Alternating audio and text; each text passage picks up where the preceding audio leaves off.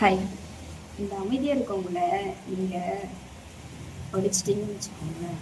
இந்த கண்ணாடி மாதிரி நீங்கள் போய் அந்த கண்ணாடி எதிர்த்தீங்கன்னா கூட நீங்கள் சிரிச்சிங்கன்னா இந்த கண்ணாடி உடைஞ்சு கண்ணாடியில் எப்படி தெரியும்? சிரிக்கிற மாதிரி தான் இருக்கும்.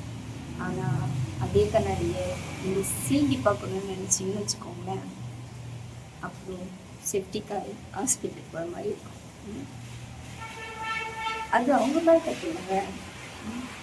எத்தனை தடவை நீங்கள் அந்த கண்ணாடியை உடைச்சிருக்கீங்க, எத்தனை தடவை உடைச்சதுக்கானது ரிட்டர்ன் கொடுக்கணும்ல. அது தூரமாக இருந்து பார்த்தா கொடுப்பாரு. என்ன பண்ண, உடைச்சிட்டு அது நல்லா ஒடிஞ்சிருக்கா நொறுங்கியிருக்கா அப்படின்னு சொல்லிட்டு சீடி பார்க்க போயிருக்காரு. அப்போ நீ எவ்வளோ உடைச்சிருக்குன்னு சொல்லிட்டு அந்த வழி தெரியணும்ல. தெரியணுமா தெரியக்கூடாதா?